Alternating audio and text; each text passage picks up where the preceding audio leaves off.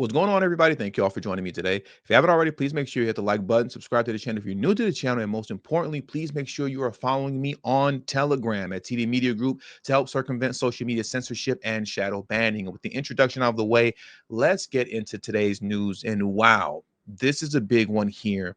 Trump is looking at removing the temporary protected status of Ukrainian refugees here in the United States and possibly deporting them, getting them out of here quickly. As you see, the headline of this Reuters article, Trump weighs revoking legal status of Ukrainians as U.S. steps up deportations. Donald Trump is not playing with Zelensky. He wants to end this Ukrainian war as soon as possible. And he is definitely playing hardball, to say the very least. And many of you are already know and are already aware of the fact that Trump has temporarily paused all foreign aid going into the Ukraine.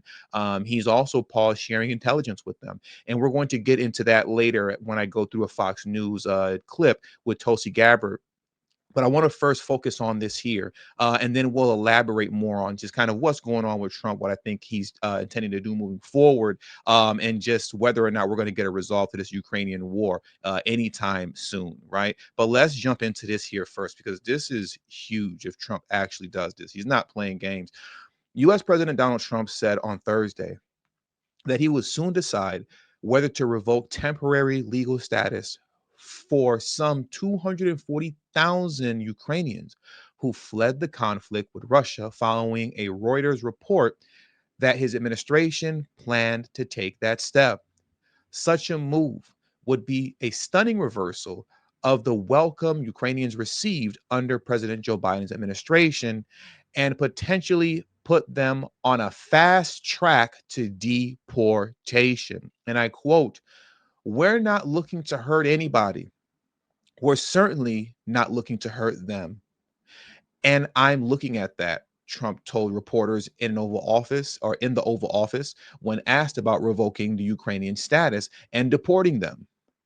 There were some people that think that's appropriate and some people don't.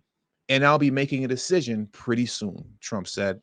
The planned rollback of protections for Ukrainians would be part of a broader Trump administration effort to strip legal status from more than 1.8 million migrants allowed to enter the U.S. under temporary humanitarian parole programs launched under the Biden administration. A senior Trump official and three sources familiar with the matter told Reuters. So what's going on here? Is Trump really going to roll back the temporary protected status to Ukrainian refugees here in the United States? He just might. He just might. It wouldn't shock me if he did, because, like I stated earlier, he's already paused all foreign aid going to the Ukraine. He's paused sharing intelligence with them as well as it pertains to the conflict going on with them in Russia. He's not sharing intelligence that he has on Russia with them right now, and that's huge because they're in the middle of fighting a war. I'm not giving you resources and I'm not sharing intelligence with you.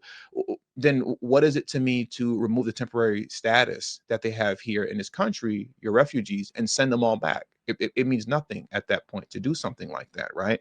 And the thing is Trump is playing hardball in a way that he wasn't playing during his last go around. I've heard a lot of leaders, primarily the one that stands out is, I think it's called, technically his position is called the Ontario Premier in Canada, right? Where he said this Trump that we're dealing with now and that we're speaking with now isn't the same Trump that we were dealing with during his first go around. And I believe that the reason Trump is moving so fast and is playing hardball the way that he is, as far as it pertains to really pressuring people to do what they need to do to get done what he wants done, is because the reality is that if you think about it, he doesn't even really have 4 years to accomplish his agenda, right? And to push forward the things that he wants to push forward. Realistically, he has two, right? If we're taking into account the midterms, we don't know the future.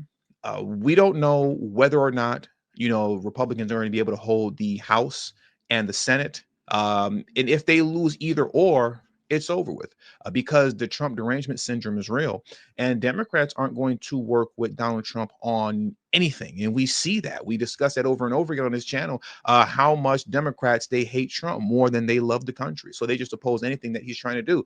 So whatever it is that Trump is trying to do and all the things that he wants to accomplish and agendas that he wants to push forward, he realistically only has 2 years to do it. He can't bank on the midterms going his way. He can't. And as quiet as it's kept, DNC lunatics tried to sell people on this idea that the Supreme Court is this conservative packed MAGA court. It's not. It really isn't. What's the woman's name again? Amy Comey Barrett, if I'm saying her name correctly. She's not playing ball like that with, as far as like towing the party line. You know what I mean? She's not doing that. So Trump doesn't have the Supreme Court. On paper, you can say, oh yeah, it's packed with conservatives, but realistically, the Supreme Court isn't just ruling anything in Trump's favor, right? So once again, he realistically only has 2 years to get done everything that he wants to get done. That's why he's moving so fast, and he's playing hardball and twisting people's arm and saying, hey, listen, I will, deport your people back to Ukraine. I will strip all foreign aid. I will stop sharing intelligence with you if you don't sign this deal so we can get this war finished and done. Because as I've been reading a lot of different articles concerning international affairs and the things that Trump wants to do moving forward, he really wants to end this war with Russia and Ukraine so that he can put more focus on China. China's playing a lot of games right now. When you're talking about the ingredients for fentanyl, they're sent from China to Mexico, and then from Mexico, it's made there and then it's sent up here. So you have the fentanyl issue. You have the games that China is playing as far as skirting around the tariff that Trump has already put on them. There's a lot of infrastructure that China is building along the Panama Canal, right? And then you have the overall influence of China just expanding across the world, I should say, on every continent at this point. So Trump wants to put his focus on China and battling China and keeping China at bay. And he can't do that with the Ukraine-Russian war just kind of lingering over his head.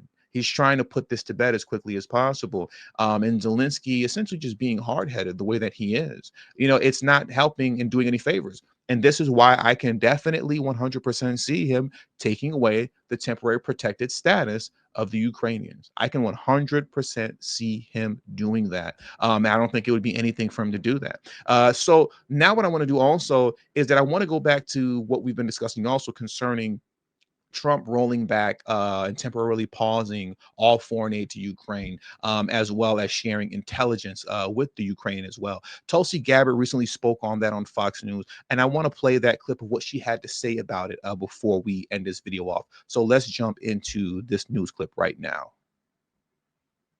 We're going to get to the border in a second, but the other report that came out was that we were considering not sharing intel, I believe, with Ukraine after the dust-up with Zelensky. Where does that stand?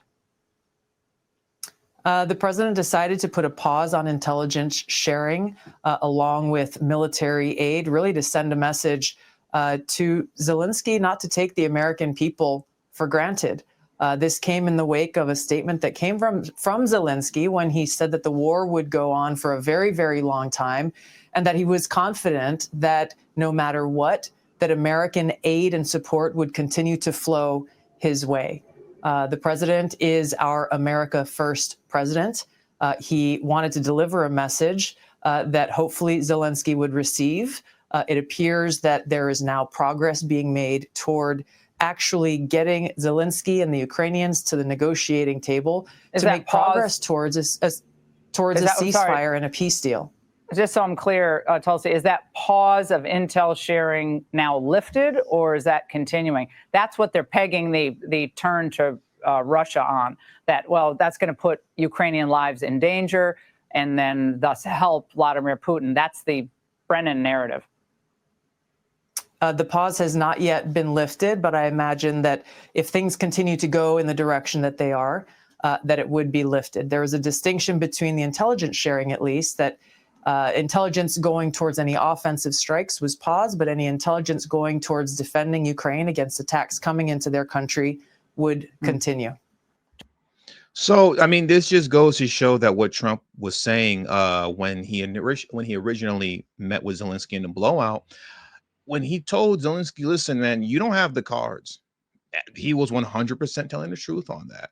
Zelensky came here very arrogant, very disrespectful, and just thinking that he can get whatever he wants from us. And that's just not how that works, not under this administration. You were able to punk Biden and take money all out of his pocket, or I should say, take money out of all of our pockets, the taxpayers' pockets, when it came to Biden. But that's just not the case when it comes to Trump. And if you're going to be arrogant, you're going to be disrespectful, and you're going to be ungrateful, right? And you're not showing any signs that you really want to end this war that you have with Russia going anytime soon, well, then okay, you're going to feel it from our end. Remember, Zelensky made some statement of, you're going to feel it. Remember, and that's what really tipped Trump off. If you go back to that blowout in the Oval Office, he said something about you're going to feel it. And right now, it looks like Trump is proving that Zelensky does not have the cards. And if Trump wants to make Zelensky feel it, he's going to feel it. And he's definitely feeling it right now, as it pertains to no more U.S. aid, as it pertains to the not sharing of intelligence with Ukraine. And now he's talking about possibly stripping the legal status of Ukrainian refugees here in the United States, which will put them on a fast track of deportation back to the Ukraine. He's not playing the games, man. He's playing hardball. This is not the same Trump from the first term. This time around, he's looking to get things done. And with all that being said, that does it for today's news. So I want to thank you all for joining me today. Please hit the like button on your way out. Subscribe to the channel if you're new to the channel. Share this video out on your social media platforms. And also don't forget to follow me on Telegram at TD Media Group to help circumvent social media censorship and shadow banning. The link to my Telegram is in the description box below and will be pinned in the comment section as well. Thank you all for your time. Until the next video, peace and have a great afternoon.